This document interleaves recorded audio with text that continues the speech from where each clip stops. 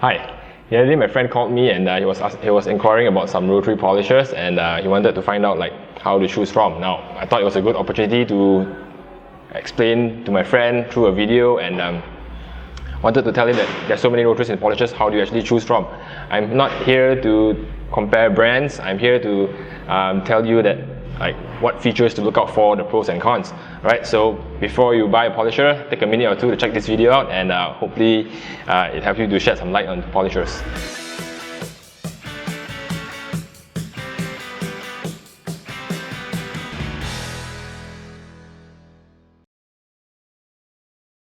Right, first things first, what makes a rotary polisher? A rotary polisher is a tool that rotates in a single axis. Alright, it has a shaft like this or like this. Alright, it can be in a female thread or a male thread.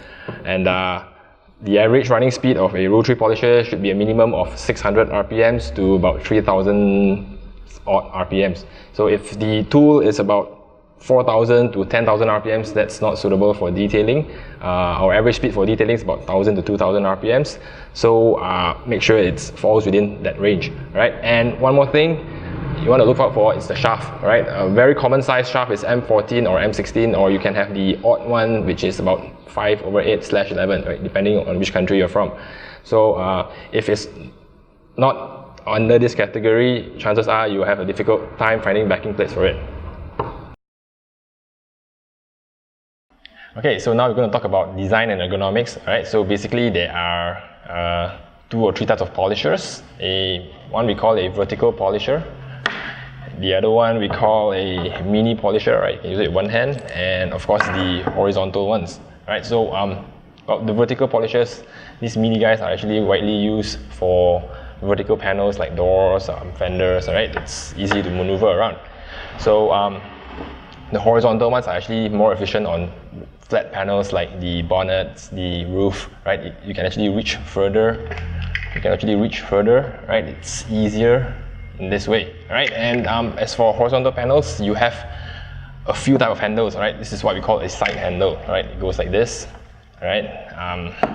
This is what we call a D handle, right? Shape of a D, right? You can either hold it this way or this way, right? It's easier to apply pressure, all right? But then again, personal preference. And also, some comes without a handle. It has a rubber cap over it, so you can actually put your hand on this side and actually polish, right? So all these works the same, right? So it's basically your personal preference on how you want to hold the machine, right? So pick up one, hold it. If you like it, just get it.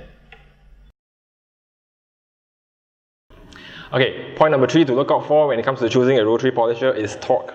Right, so okay, basically I have 2 machines here, one with less torque and one with a higher torque. So let me show you what I mean. So I've set both at 1100 RPMs, and okay, so I'll turn this on.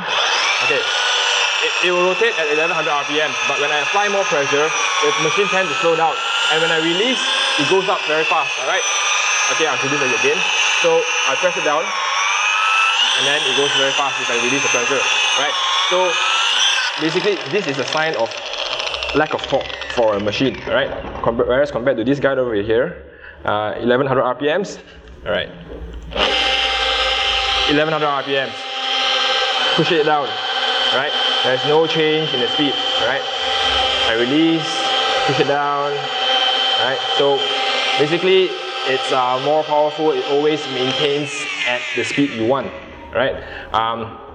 But don't get me wrong, both machines get the job done, right? Both machines can remove defects. It's just that whether it's comfortable to work it with this machine or more comfortable to work it with that, right? It's personal preference.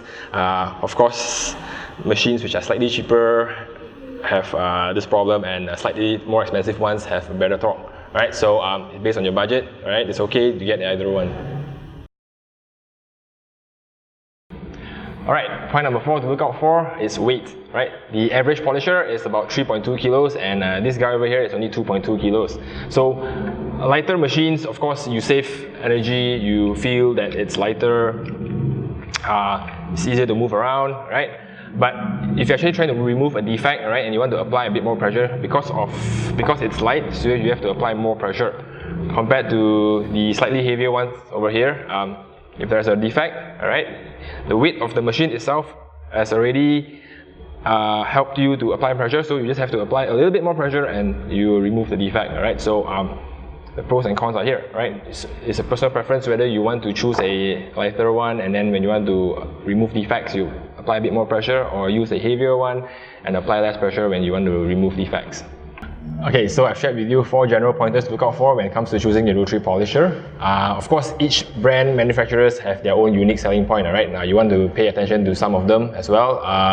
Alright, so, but generally all rotaries are pretty much the same. They get you results, they remove defects rapidly, and yeah, it's just that how you go about to get the results, alright? So whether it's light, heavy, less torque, higher torque, alright? So personal preference, highlight the ones that you think are important and go and look for one that's most suitable for you, right? So that's all I got for you today, and if you think this video has helped you to get a rotary polisher, hit the like button, and if you want to share some tips or some other comments on rotary polishers, feel free to put it on the comment box, and I'll see you next time. Oh, remember to subscribe, man. See you.